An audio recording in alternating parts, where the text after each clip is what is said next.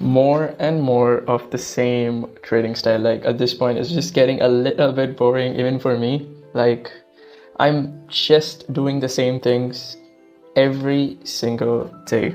Every day morning analysis posted on YouTube.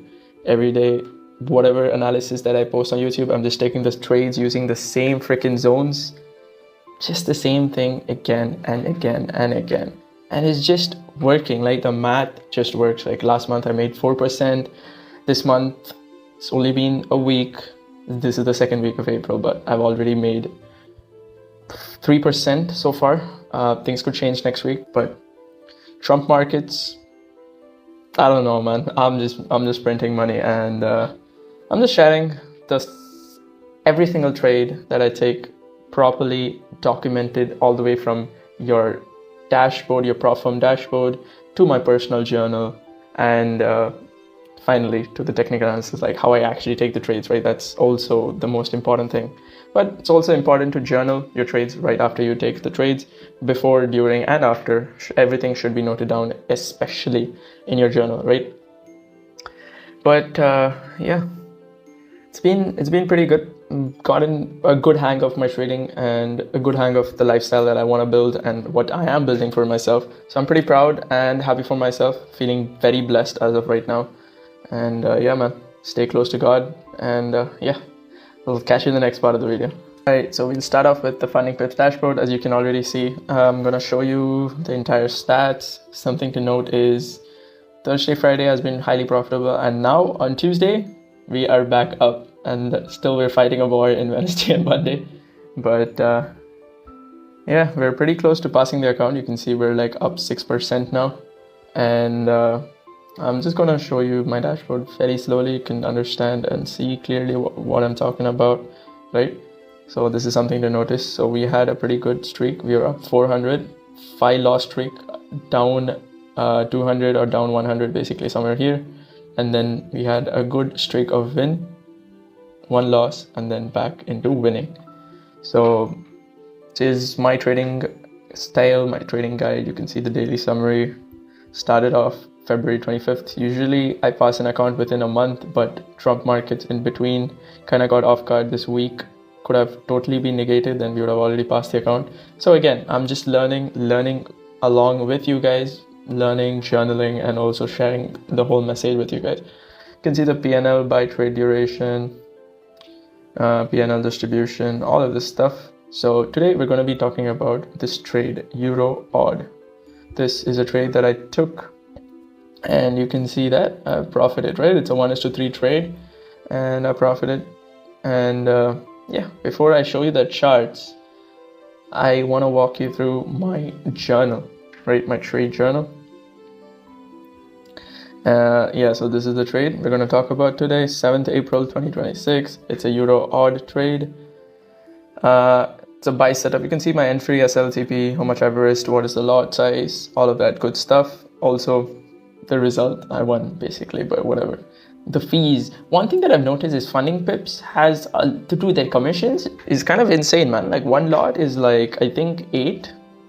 One lot is $10. One lot is $10. And when you're trading like smaller accounts, it kind of like adds up to your, like right now I'm feeling it, because I think just by pure commission itself, I would have paid about 80, maybe even 90, maybe close to $100 basically. It's kind of insane, man. It's kind of insane actually. But yeah, I am going to walk you through my notes, so that before we jump into the charts, you kind of already understand what I have looked at and what I've gone for. So you guys can pause the video at this time and read it by yourself, but I'm also going to read it along with you guys. So the overall trend on the higher time frame just shifted to bearish, but on the lower time frame, price took out the previous week's low and held that zone perfectly. Okay, so and something that I've noticed was that price on the lower time frame gave me a change of character from bearish, change to bullish on the lower time frames, and also gave me a break of structure, not just a change of character, a break of structure as well. That shows that on the lower time frame we're looking at a structure shift. We're going to go for a buy before eventually following the higher time frame bias, which was set. All right, so that is exactly what I've gone for, and I will show you what I mean by in the charts. I'll show you the before screenshot before we go into the live markets, right? So this is how the market was. This was a 15-minute order block that I've taken. You can see price. So this gave me the CHOCH, the change of character, and this swing gave me the breakout structure. So now this gave me the confidence that price in the lower time frames was going to shift up. And what do you need to shift up? I don't need to catch this entire move. All I need to catch is the 1:3 and I am out. That is the entire trade plan. But something to notice is you can see this order block is perfectly in a place where you have all these beautiful inducement right above the order block, and you have fresh Asia lows. And again, right before London, like pre-London, price tried to come here and still couldn't tap the zone. That just gives me more hope that all of this has to be swept. All this liquidity has to be swept. All this liquidity is inducement buildup, and price comes back to sweep just like I knew it would. But something to note is that this order block kind of got violated. It went through, but see very closely that price has not broken structurally. The whole candle didn't close below it, right? In any of the time frames, 5 minutes, 15 minutes, none of that stuff, price really broke. And we can see that like price basically kind of just put sweeps. That means the zone is being held by your buyers, and we got the change of character. You will see that in the charts that I'm going to show you now. All right, so let's go into your EURAUD. So this is your 4 hours chart. All the way back up until early March, we were bearish, and from right about after early March, you can see we have shifted bullish. But look very clearly, right? Look very clearly. You will start seeing the patterns of a change of character, right? So this is the very top of the swing. You can see price swing, swing, swing, right? So this is a BOS, this is a BOS, this is a BOS. And what comes if the swing low gets violated? It is a change of character. That is what we saw. And not just that, extra confirmation, let's just take this as a swing as well. Now price has eventually given us a proper, a BOS. You would take this, but if you don't want to consider this and you want to take a bigger zone, then sure, you can take the one below it. So now it has eventually shifted proper bearish, but the plan was price gave us the change of character right here. So the candle from this to this is this right here, right? This is your CHOCH, this is your final BOS. So this is your 4-hour structure. So this was the zone that I gave during my daily analysis, and this is an extra additional zone that I also gave in my daily analysis towards the end of the video, because I didn't want to give the sauce so early on and like kind of make it too easy. But towards the end of the video, I made sure to share this setup. All right, now what you can see is price has clearly shifted bearish, right? But something else to notice is this is previous week's low. Price is holding the zone. You can see the price action. Price is holding the zone, and this wick right here is the perfect price action level, right? So now that you have seen the 4 hours, coming on to a lower time frame on the 1 hour. So on the 1 hour, what I can see is swing, right? So this is one swing and this is another swing. So what happens? If price breaks this, it is a change. This is an internal change of character. Now again, POS. So what does that tell me? Price wants to go up, and before going up, what does price need? Liquidity. Now where is this liquidity? Now coming into the 15 minutes now. Now same structure, you can see price comes back down. This is your change of character, right? This is your break of structure. And where is the liquidity? You may ask for price to make another high. Price needs liquidity to make another high because the overall higher time frame bias was sell, right? So price has enough liquidity to go down, but price needs enough liquidity to go back up. It needs to grab liquidity. And where is the next pool of liquidity to be grabbed? Is all of this inducement, Asia lows, market during London open inducement. All these three brilliant triple bottom setup, liquidity to be grabbed, fresh liquidity grabbed, immediate push up, and that's all. I just grabbed this push up. And let's get into the entry. Because it was a 15-minute zone, all I needed was a 5-minute changer character, and then you had your entry on your retracement. So on the 5 minutes, you can see this is one swing, this is another, and then this is a final swing, right? So you have this, and this.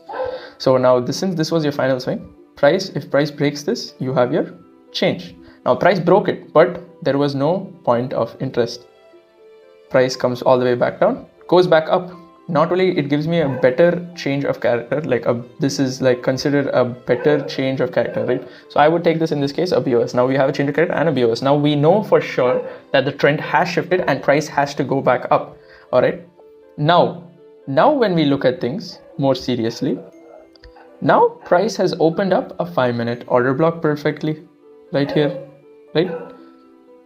And price gives me, even though it's just a wick and even though it's like only a 2 pip or maybe even a 1 pip change of character, it is still a change of character. All right, so price comes back down. You can see I've drawn a Fibonacci for this swing from here till here, and this falls perfectly in OTE, optimal trade region, golden region, all of that good stuff.